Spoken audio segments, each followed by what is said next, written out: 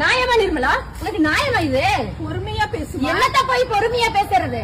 கையில காசு இல்ல, தொழில் எப்படி பண்றது? தங்கச்சங்கிலி கொண்டு போய் பேங்க்ல வச்சா சரி, கொண்டு போய் வட்டி கட்டிட்டு வரலான்னு போனா அசல கொண்டு வந்து கூட நகையை திருப்பி வையும் சொல்றான். நான் அளவுக்கு இருந்தா நானும் இருக்கு. உங்க அப்பா கூட கொண்டு வந்து காசு கொடுக்க போறாங்க. கூலி வேலை செஞ்சு பாத்தீங்கன்னா அந்த கஷ்டம் எல்லாம் தெரியும். அடுக்குமா நிர்மலா இது? அடுக்குமா நிர்மலா இது?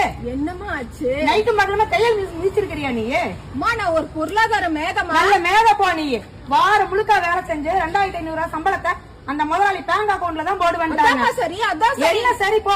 காலையில எடுத்து அந்த எடுக்கலான்னு போனா அந்த அட்டை தூக்கிட்டு போனா பேங்க்ல 1700 ரூபாய் இருக்குது. என்ன ஏதுன்னு பதறி ஓடி போய் மேனேஜரை கேட்டா மினிமம் பேலன்ஸ் இல்லைன்னு சொல்லிட்டாங்க.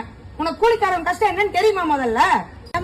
ஜாலியா ரைடு கிளம்பிட்டு ரைடு போறாங்க. ரைடு 70 கிலோமீட்டர் போகணும் இந்த வண்டியில. ஏன் நீதான் கார் வச்சிருக்கீங்க? கார் வச்சிருக்கிறேன்டா பேரு. கார் வாங்கினத டியூவை கட்டுவனா, பெட்ரோல் போடுவனா, டோல்கேட்ல அடிக்கிறீங்களா? ஒரு